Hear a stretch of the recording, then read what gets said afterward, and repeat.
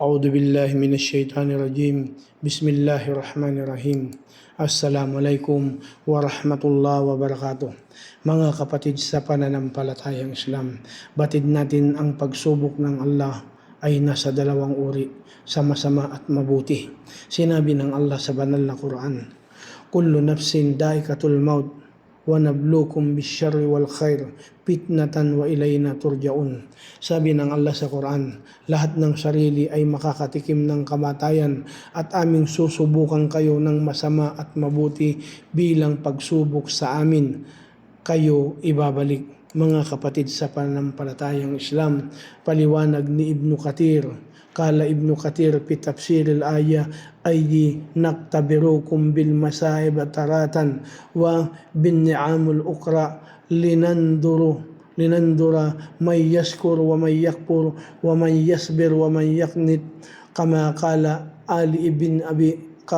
Ali Abi Talha an Ibnu Abbas wa nablukum yakulu nabtalikum bisyarri wal khair fitnatan bisiddatin wal raqa was sihhati wal saqam wal gani wal faqr wal halal wal haram wat ta'at wal ma'siyah wal huda wal dalala. Sabi ni Kathir sa tafsir sa talata, susubukan namin kayo sa mga problema at sa mga biyaya upang aming titignan ang sino mang nagpapasalamat at nagtatakwil at ang sino mang nagtiis at nawalan ng pag-asa, katulad sa sinabi ni Ali bin Abu Talha na ayon kay Ibnu Abbas radhiyallahu anhu, at sa susubukan namin kayo, sabi susubukan namin kayo sa kasamaan at kabutihan bilang pagsubok sa kagipitan at kasaganahan at sa kalusugan at karamdaman at sa yaman at kahirapan at sa halal at haram at sa pagsunod at pagsuway at sa gabay at pagkarigaw. Mga kapatid sa panampalataya, ang pagsubok sa biyaya ng Allah subhanahu wa ta'ala. Sinabi ng Allah sa banal na Quran, wa'lamu annama amwalukum wa auladukum fitnatun wa annallaha indahu ajrun adim. Sabi ng Allah sa banal na Quran, at alamin ninyo ang inyong mga kayamanan sa inyong mga anak ay tanging pagsubok lamang, at sa katunayan nasa kay Allah ang matinding gantimpala. Gantimpala na inaasam-asam ng lahat ng mananampalataya. Ngunit sa kabila ng lahat, marami ang hindi nagpapasalamat sa Allah. Marami ang hindi dumadakila sa Allah subhanahu wa ta'ala sa kadahilan ng sila ay nakalimot sa Allah subhanahu wa ta'ala. At gumagawa sila ng mga bagay na nais lamang nila, mga nais ng pagnanasa. Kaya mga kapatid sa pananampalatayang Islam, sinabi ng Allah sa Quran, ya'maluna lahu may yasha min mahariba wathamatila wal jifan kal jawabi wa kuduri rasiyatin i'lamu ala Dawud syukran wa qalilum min ibadis syakur. Sinabi ng Allah sa Quran, gumawa sila para sa Kanya ng anumang Kanyang nanaisin mula sa mga matataas na silid at mga estatwa at mga mangkok tulad ng lalagyan ng tubig at mga matatag na mga lutuan. Gumawa kayo o pamilya ni Dawud ng may pagpapasalamat at kakaunti mula sa aking mga alipin ang mapagpasalamat. Mga kapatid sa pananampalatayang Islam, kaya kung titingnan natin si Prophet Sulaiman o si Solomon na kung saan binigyan ng Allah subhanahu wa ta'ala ng pagpapala, ngunit ang mga pagpapala na ito na mga biyaya na pinagkaloob sa kanya ay ito ay hindi naging sanhi para makalimot siya sa Allah o ito ay hindi naging sanhi para lumayo siya sa Allah, ngunit bagkus ang mga biyaya na ito ay nagamit niya pang lalo sa pag-ibada, pagsunod, pagsamba sa Allah subhanahu wa ta'ala. Kaya sinabi ng Allah sa banal na Quran, fatabassama dahikan min qawliha wa qala rabbi awzi'ni an askura ni'mataka allati an'amta alayya wa ala walidayya wa an a'mala salihan tardahu wadkhilni birahmatika fi ibadika salihin. Sabi ng Allah, kaya ngumiti siya na nakatawa sa salita nito at nagsabi, o aking Panginoon, igawad mo sa akin para ako ay magpasalamat sa iyong biyaya na ipinagkaloob mo sa akin at sa aking magulang, para gagawa ako ng kabutihan na iyong ikalulugod at ipasok mo po ako sa iyong habag sa loob ng mga alipin mong matutwid. Kaya kung titingnan natin mga kapatid sa panampalataya, si Propeta Sulaiman ay hindi nagmalaki sa Allah subhanahu wa ta'ala sa mga biyaya na pinagkalob sa kanya, bagkus siya ay nagpasalamat at naging alipin na may takot sa Allah subhanahu wa ta'ala. Kaya maging mapagpasalamat ba o mapagtakwil. Sinabi ng Allah sa Quran, "Qala alladhi indahu ilmi minal kitabi ana atika bihi qabla an tartadda ilayka tarpuka falamma ra'ahu mustaqirran indahu qala hada min fadli rabbi liyabluwani ashkuru am akfur wa man syakara fa innama yashkuru li nafsi wa man kafara fa inna rabbi ganiyyun karim." Sinabi ng Allah sa Quran, sinabi na yaong merong kaalaman sa kasulatan, ako ang magdadala sa iyo nito bago mo pa ikurap ang iyong kisap mata. At nang kanyang nakita, ito ay nakalagay na sa kanyang harapan. Kanyang sinabi, ito ay kabilang sa kabutihang loob ng aking Panginoon upang ako'y kanyang susubukan kung magpapasalamat ba ako o magtatakwil. At ang sino mang nagpapasalamat ay tanging nagpapasalamat lamang sa kanyang sarili. At ang sino mang nagtakwil kung gayon ang aking Panginoon ay talagang mayaman na mapagbigay. Mga kapatid sa panampalataya, batid natin ng Allah subhanahu wa ta'ala ay puspos ng biyaya. Ang tao ay dapat magtiis sa pagsubok ng Allah subhanahu wa ta'ala. Sinabi ng Allah subhanahu wa ta'ala sa banal na Quran, "Fa'ammal insanu idabtalahu rabbahu fa'akramahu wa na'amahu fayaqulu rabbi akraman wa amma idabtalahu pakadara alayhi rizkahu fayaqulu rabbi ahanan." Sabi ng Allah sa Quran, at tungkol sa tao, kapag sinubukan siya ng kanyang Panginoon at saka pinarangalan at pinaburan, kanyang sasabihin, pinarangalan ako ng aking Panginoon. At kapag sinubukan siya ay hinigpitan ang kanyang biyaya, kanyang sasabihin, pinahiya ako ng aking Panginoon. Mga kapatid sa panampalatayang Islam, pagtitiis sa pagsubok ng Allah subhanahu wa ta'ala. Sinabi ng Allah sa banal na Quran, sabi ng Allah, "Was-sabirina fil ba'si wad-dharra'i wa hinal ba'si ulaika alladhina sadaku wa ulaika humul muttaqun." Sabi ng Allah sa Quran, at mga matiisin sa kagipitan at kahirapan at sa panahon ng digmaan, sila ang mga nagpapakatotoo at sila ang mga matatakutin. Mga matatakutin sa Allah subhanahu wa ta'ala na tumatalima sa kautusan ng Allah, mga matatakutin na may gawang pagsunod, mga matatakutin na mananampalataya sa Allah subhanahu wa ta'ala. Ang pagsubok ay paalala sa mga taong nakakalimot. Pagsubok ng Allah subhanahu wa ta'ala. Sinabi ng Allah sa banal na Quran, وَقَطَّعْنَاهُمْ فِي الْأَرْضِ أُمَمًا مِّنْهُمْ صَالِحُونَ وَمِنْهُمْ دُونَ ذَلِكَ وَبَلَوْنَاهُمْ بِالْحَسَنَةِ wasayyi'at la'allahum yarji'un. Sabi ng Allah sa Quran, at hinati namin sila sa mundo sa mga nasyon, kabilang sa kanila ay matutuwid at ang ilan sa kanila ay hindi, at sinubukan namin sila sa mga mabuti at masama upang sakali sila ay magsibalikan. Na inshallah subhanahu wa ta'ala na maging kabilang tayo sa mga matutuwid, mabilang tayo sa mga taong matatakutin sa Allah subhanahu wa ta'ala.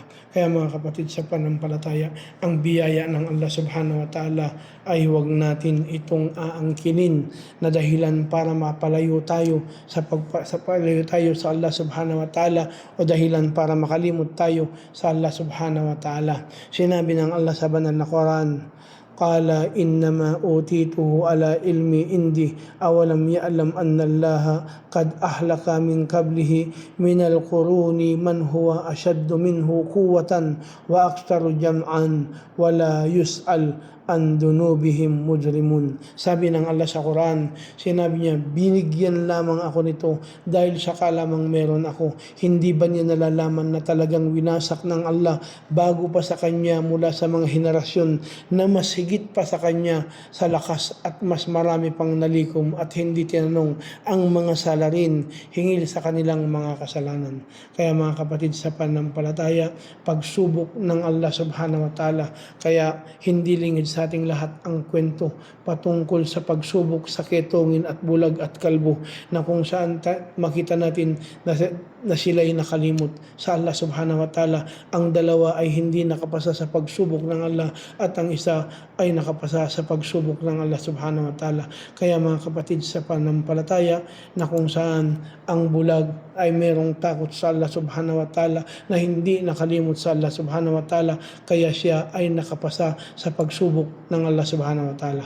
Kaya kung titingnan natin ang kwento na ito patungkol sa tao na sinubok ng Allah subhanahu wa ta'ala. Sinubok ng Allah subhanahu wa ta'ala ang kalbo at ang bulag at ang ketongin. Radiyallahu anhu, na kanyang narinig sa mensahero ng Allah subhanahu wa ta'ala nagsabi na katotohanan merong tatlong angkan sa angkan ni Israel na ketongin at kalbo at bulag.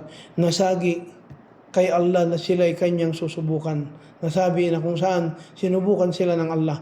Kaya nagpadala siya sa kanila ng isang anghel at saka nagpunta sa ketongin at nagsabi, ano ang bagay na pinakamamahal mo? Sinabi niya, magandang kulay at magandang balat dahil nang didiri sa akin ang mga tao. Kaya hinawakan siya at nawala ito at saka binigyan siya ng magandang kulay at magandang balat. Kaya kanyang sinabi, anong kayamanan ang pinakamamahal mo? Sinabi niya, ang kamelyo. Kapag katapos nun, binigyan siya ng buntis na kamelyo at sinabi sa kanya, pagpalaing ka nito. Sa pagkakataong yun mga kapatid sa panampalataya, at pinuntahan naman niya ang kalbo at saka nagsabi, anong bagay ang pinakamamahal mo? Sinabi niya, magandang buhok dahil natanggal na ito sa akin at nangdiri na ang mga tao. Kaya hinawakan ng kanyang ulo na wala ito at binigyan siya ng magandang buhok at sa kanyang sinabi, tinanong siya, anong bagay, anong kayamanan ang pinakamamahal mo? Sabi niya, baka. Kaya binigyan siya ng buntis na baka at nagsabi, pagpalaing ka nito. At pagkatapos ay pinuntahan niya ang bulag at saka nagsabi, anong bagay ang pinakamamahal mo? Sinabi niya, na ibalik ng Allah ang aking paningin para makita ko ulit ang mga tao. Kaya hinawakan siya at saka bumalik sa kanya. Bumalik ang kanyang paningin, kanyang sinabi, anong kayamanan ang pinakamamahal mo? Sinabi niya, ang kambing. Kaya binigyan siya ng buntis na tupa. Dumami ang mga yun at nanganak at naging isang lambak ng kamelyo para sa kanya at naging isang lambak ng baka para sa kanya at naging isang lambak ng tupa para sa kanya. At sa pagkakataon yun mga kapatid sa panampalataya, na dumating ang pagsubok sa kanila, na pagsubok na sa biyaya ng Allah subhanahu wa ta'ala, at pagkatapos ay nagpunta siya sa ketongin sa mukhang pulubi at anyo nito at sabi niya, ako'y naglalakbay na patid ang lubid ng paglalakbay at hindi na ako makaabot ngayon sa maliban sa Allah at pagkatapos sa iyo. Kaya humihingi ako, magbigay ka sa akin, humihingi ako sa iyo, yung nagbigay sa iyo ng magandang kulay at magandang balat at kayamanan ng kamelyo para makarating ako sa aking patutunguhan. Sinabi niya, katotohanan marami akong mga responsibilidad. At sinabi niya sa kanya, parang kilala kita, di ba ikaw ang ketongin na nandidiri sa iyong mga tao? Isang mahirap na binigyan ng Allah. Kanyang sinabi, katiyakan minana ko ito sa mga kanununuan. Kaya kanyang sinabi, kung ikaw ay nagsisinungaling ay gagawin ng Allah ang tulad ng dati. At pagkatapos ay nagpunta naman siya sa kalbo na mukhang mahirap na anyo. Sa pagkakataong yun, siya ay nagsabi sa kanya tulad ng sinabi na rin sa naroon. Garon din ang sinagot sa kanya tulad ng pagsagot roon. Kaya kanyang sinabi, kung ikaw ay nagsisinungaling ay gagawin ka ng Allah tulad ng dati. At nagpunta naman siya sa bulag na mahirap at nasaan yung manlalakbay, nagsabi na kinapos ako sa aking paglalakbay at nangangailangan ako ng tulong at hindi na nakakarating ngayon maliban kay Allah at pagkatapos sa iyo. Kaya hihingi ako sa iyo, sayaong nagbalik sa iyong paningin ng tupa para makaabot ako sa aking paglalakbay. Sinabi niya, dati ako ay isang bulag na binalik ng Allah ang aking paningin at isang mahirap na pinayaman niya ako. Kaya kunin mo ang iyong nais, sumpaman sa Allah, hindi kita papahirapan ngayon sa anumang bagay na kinuha mo para sa Allah. Kanyang sinabi, hawakan mo ang iyong kayamanan sapagkat sinubukan lamang kayo, nalugod talaga si Allah sa iyo at nagalit sa dalawa mong kasamahan. Isinalaysay ni Bukhari at Muslim. Kaya makita natin ang kwento na ito ay kung saan sa pagsubok sa biyaya ng Allah. Mga dahilan na pagsubok sa biyaya ng Allah na nakalimot ang tao, at meron ding hindi nakalimot na kung saan sila ay lalong nag-ibada sa Allah subhanahu wa ta'ala. Kasaganahan sa pagsubok, kaya katulad na kung saan na yung kwento ni papanahon ng Propeta Muhammad sallallahu alaihi wasallam. Sa panahon ng Propeta Muhammad sallallahu alaihi wasallam, katotohanan si Amr bin Auf ay siya ay kaalyado ng mga karne Amir bin Luhay. At dati siya ay nakasaksi sa Badar. Kasama niya ang Propeta sallallahu alaihi wasallam na pinadala si Abu Ubaid bin Jarrah radhiyallahu anhu sa Bahrain para dalhin ang kanilang buwis na jizya. Dati ang mensahero ng Allah subhanahu wa ta'ala ay nakapagkasundo sa taga Bahrain at ginawang pinuno si Ala bin Hadrami. Pagkaraang dumating si Abu Ubaidah, dala ang yaman mula sa Bahrain, kaya narinig ng mga Ansar ang pagdating ni Abu Ubaidah at saka nakarating sila sa oras ng dasal ng Fajar kasama ang Propeta Muhammad sallallahu alaihi wasallam na nakapagdasal ang mensahero ng Allah sallallahu alaihi wasallam at umalis siya, kaya tinagpo niya sila. Ngumiti ang mensahero ng Allah subhanahu wa ta'ala nang makita sila, at pagkatapos nagsabi, Inaakala ko na narinig ninyo si Abu Ubaidah na dumating mula sa Bahrain. Kanilang sinabi, opo, mensahero ng Allah. Sabi, magalak kayo at umasa sa inyong ikagagalak. Sumpaman sa Allah, hindi ako natatakot sa inyo sa kahirapan. Ngunit natatakot ako sa inyo sa paglatag ng mundo sa inyo katulad ng paglatag sa sino mang nauna sa inyo, at saka sila ay nagpaligsahan rito tulad ng pagpapaligsahan ninyo rito, at wawasakin kayo nito katulad sa pagkawasak sa kanila. Isinalaysay ni Bukhari at Muslim. Mga kapatid sa panampalatayang Islam, pagsubok ng Allah subhanahu wa ta'ala na dahilan tayo magpasalamat sa mga biyaya ng Allah subhanahu wa ta'ala, na hindi tayo makalimot sa Allah subhanahu wa ta'ala. Magpasalamat tayo sa Allah subhanahu wa ta'ala. Sinabi ng Allah sa Quran, wa in ta'addana rabbakum la in shakartum la azidannakum wa la in kafartum inna adabi lasyadid. Sinabi ng Allah, at nang ipinahayag ng inyong Panginoon, kung magpasalamat kayo, tiyak aking dadagdagan sa inyo, at kung tumanggi kayo, ang aking parusa ay sadyang napakatindi. Kaya mga kapatid sa pananampalatayang Islam, huwag kalimutan ang biyaya ng Allah subhanahu wa ta'ala. Sinabi ng Allah sa banal na Quran, wa atakum min kulli ma sa'altumuhu wa in ta'uddu ni'matallahi la tuhsuha innal insana ladalumong kaffar. Sinabi ng Allah sa banal na Quran, ladalumong kaffar. Sabi ng Allah, at binigay niya sa inyo ang lahat ng inyong hinihiling sa Kanya, at kung inyong bibilangin ang biyaya ng Allah ay hindi ninyo ito mabibilang. Sa katunayan, ang tao ay sadyang mapang-api at mapagtakwil. Mga kapatid sa panampalatayang Islam, na dahilan kung bakit nagtatakwil ang tao dahil sa tinatamasa nilang biyaya ng Allah, na dahilan na sila ay nakakalimot. Kaya huwag tayong magtakwil sa Allah subhanahu wa ta'ala. Sinabi ng Allah subhanahu wa ta'ala, alam tara ilal ladina baddalu ni'matallahi kufran wa ahallu qaumahum daral bawar. Sabi ng Allah, hindi mo ba nakikita ang iyong pinalitan nila ang biyaya ni Allah bilang pagtatakwil, at pinahintulot nila ang kanilang mayayaman sa lugar ng pagkawasak. Kaya wag tayong mabilang sa mga taong biniyayaan ng Allah subhanahu wa ta'ala na pinalit nila ang biyaya ng Allah, na napalayo sila sa Allah subhanahu wa ta'ala. Ang Propeta Muhammad sallallahu alaihi wasallam, na kung meron siyang biyayang tinatamasa o meron siyang kalagayan na ikakasaya, ay siya ay nagpapatira pa sa Allah subhanahu wa ta'ala at nagpapasalamat. Inulat ni Abu Bakr radhiyallahu anhu anna Nabi sallallahu alaihi wasallam ida atahu amru yasurruhu aw busira bihi kharra sajidan sukran lillah tabaraka wa ta'ala.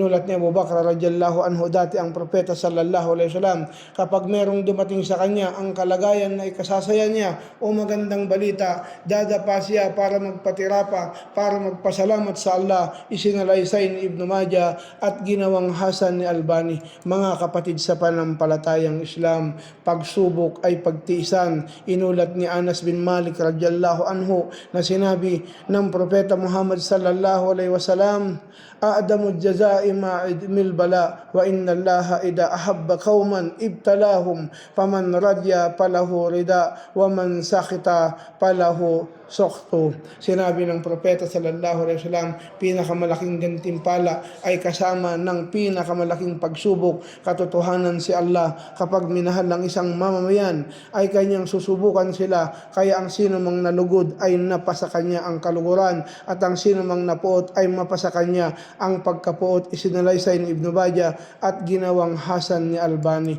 Ito ang pagsubok ng Allah ay biyaya. Ito ang pagsubok ng Allah ay biyaya na kung saan sinabi ng Allah sa Quran, thumma latus'alunna yawma idin 'anil na'im. Sabi ng Allah, at pagkatapos kayo tatanungin sa araw na yaong hingil sa mga biyaya na nakamtan, na kung saan itatanong ng Allah subhanahu wa ta'ala na nagmula sa kabutihan. Tatanungin, susumaryahin ang alipin ng Allah subhanahu wa ta'ala. Kaya mga kapatid sa panampalatayang Islam, sinabi ng Allah sa Quran, ma kana Allahu liyadharal mu'minina ala ma antum alayhi hatta yamizal kabisa minat tayyib. Isinabi ng Allah, hindi iiwanan ng Allah ang mga mananampalataya sa inyong kalagayan hanggang sa ipaghiwalayin niya ang masama mula sa mabuti. Dahil ang pera ay ginawang masama ang tao, sa kayamanan sumama ang tao. Dahil ito ay kanilang pinagtuunan ng pansin, dahilan na sila ay nakalimot sa Allah subhanahu wa ta'ala at sila ay nagmaramot at tumalikod. Sinabi ng Allah sa banal na Quran, فَأَمَّا آتَاهُمْ مِنْ فَضْلِهِ بَخِلُوا بِهِ وَتَوَلَّوْا وَهُمْ مُعْرِضُونَ. Sinabi ng Allah, at nang binigyan sila ng kanyang biyaya, sila ay nagmaramot mula rito at tumalikod habang sila ay mapagtanggi. Sobrang paghahangad sa biyaya ay naging sakim ang tao at hahamakin ng iba. Sinabi ng Allah sa Quran, kalla innal insana layatgha arrahahu stagna inna ila rabbika raj'a. Sinabi ng Allah, hindi katotohanan ang tao ay talagang lumalabag at sa pag-aakalang may sarili siyang kasapatan. Katiyakan sa iyong Panginoon ang pagbabalik. Mga kapatid sa panampalatayang Islam, ang biyaya ay nakakatakot rin. Sinabi ng Allah sa banal na Quran, wa ma bikum min ni'mati paminallah thumma idha massakumud darru fa ilayhi tajaruna thumma idha kasafa darra ankum idha fariqu minhum bi rabbihim yushrikun. Sinabi ng Allah sa Quran, at anumang biyaya sa inyo ay galing sa Allah, at pagkatapos kapag hinipuan kayo ng kagipitan, sa kanya kayo'y humihiyaw, at pagkatapos ng kanyang pawiin ang kapinsalaan sa inyo, ang iba sa inyo ay tumatambal sa kanilang Panginoon. Sila'y nagtatakwil, sila'y naliligaw, sila'y lumalayo sa Allah subhanahu wa ta'ala.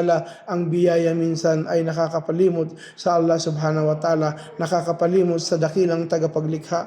Kaya mga kapatid sa panampalataya, na ilayo tayo na hindi tayo mabilang sa mga taong nakalimot sa Allah subhanahu wa ta'ala. Sinabi nga ng Allah sa Quran, palamma nasu ma dukiru bi patahna alayhim abwaba kulli shay'in hatta idha farihu bima atu akhadnahum bi bagtatan paidahum mublisun. Sinabi ng Allah sa Quran, nang sila ay nakalimot sa anumang ipinaalala sa kanila, binuksan namin sa kanila ang pintuan ng bawat bagay, hanggang nang siya ay nagalak sa anumang mga binigay sa kanila, bigla namin itong kinuha mula sa kanila at sila ay nawalan ng pag-asa.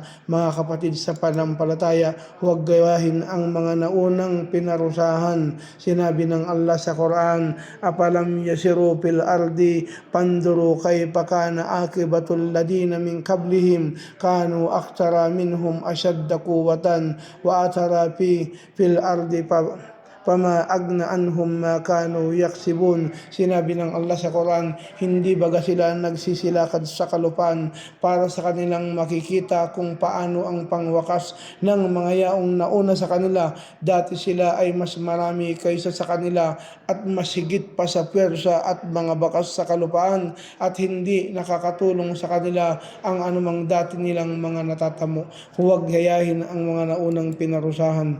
Mga kapatid sa panampalatayang Islam, sinabi ng Allah sa Quran, "Falamma ja'athum rusuluhum bil bayyinati farihu bima indahum min ilmi wa haka bihim ma kanu bihi yastahzi'un." Sinabi ng Allah sa Quran, at nang dumating sa kanila ang kanilang mga mensahero, dala ang mga patunay, nagalak sila sa kung anong mayroong kalaman nasa kanila at binalot sila dahil sa dati nilang kinukutya.